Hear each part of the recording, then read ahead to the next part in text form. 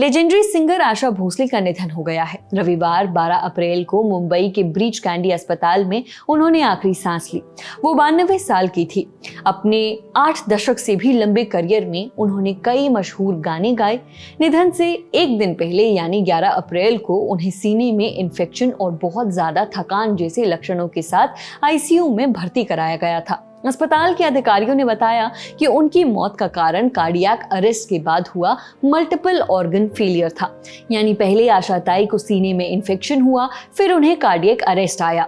इसके बाद उनके कई अंगों ने काम करना बंद कर दिया। पर सीने में इन्फेक्शन कार्डियक अरेस्ट कैसे कर सकता है और फिर उससे मल्टी ऑर्गन फेलियर क्यों हो जाता है, ये हमने पूछा Dharamshila Narayan super speciality hospital Delhi में पल्मोनोलॉजी डिपार्टमेंट के एसोसिएट डायरेक्टर और senior consultant doctor Nitin Rathi से।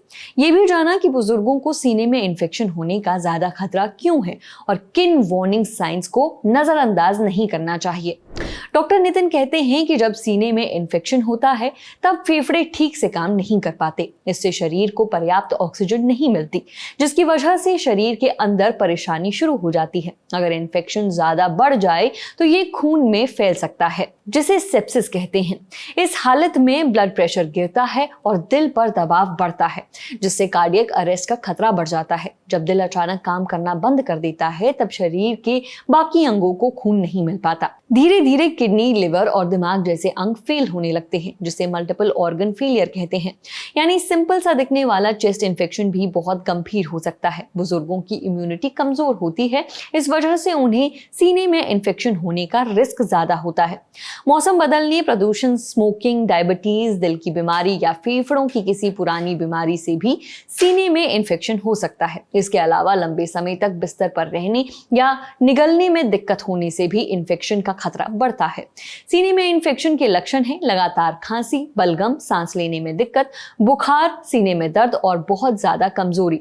कई बार बुजुर्गों को बुखार नहीं आता बल्कि अचानक सुस्ती और कंफ्यूजन जैसे लक्षण दिखते हैं, जिन्हें नजरअंदाज नहीं करना चाहिए। साथ ही जरूरी है बुजुर्गों का ख्याल रखना।